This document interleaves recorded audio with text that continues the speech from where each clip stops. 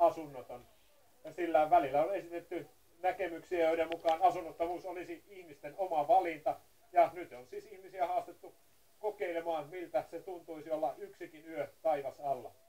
Sinänsä tällainen tilapäismajoituksessa tai veneen alla tai tällainen räikeä asunnottomuus Suomessa ainakin tilastojen mukaan on vähentynyt, mutta ei varmastikaan kokonaan hävinnyt.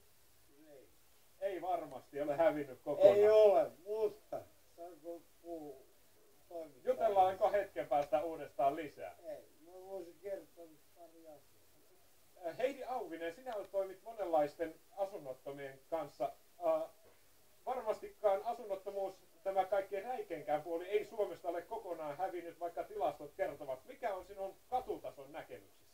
No, ei ole mielestäni hävinnyt eikä kyllä vähentynytkään. Että tänä vuonna minusta oli hyvä esimerkki koulujen alkaessa Helsingin yliopiston ja monien korkeakoulujen hätämajoitukset oli aivan tupaten täynnä, joka kertoo siitä, että varsinkaan nuorilla ei ole. Ja myöskään pitkäaikaisasunnottomuuden poisto-ohjelmaa, joka viime hallituskaudella lanseerattiin, niin ei ole viety loppuun.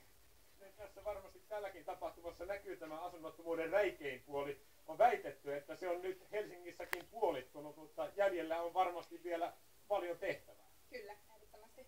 Mutta se ei ole varmasti asunnottomuuden koko kuva. Sinä olet itsekin ollut asunnottomana. Miten arvioit sitä, mistä tämä johtuu? Kokonaan Suomessa on noin 8000 asunnotonta. Mistä se kertoo? No, vuokrat on ihan todella liian korkeat.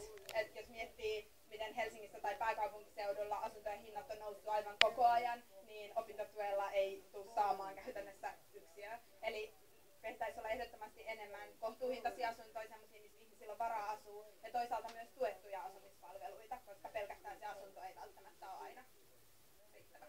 Mitä luulisit, mitä pitäisi Suomessa tapahtua, että tällaiseen tavoitteeseen päästäisiin? No, pitäisi olla, tällä hetkellä kunnilla ei ole varaa tehdä sitä, mitä sanotaan laissa, että asunto on perusoikeus,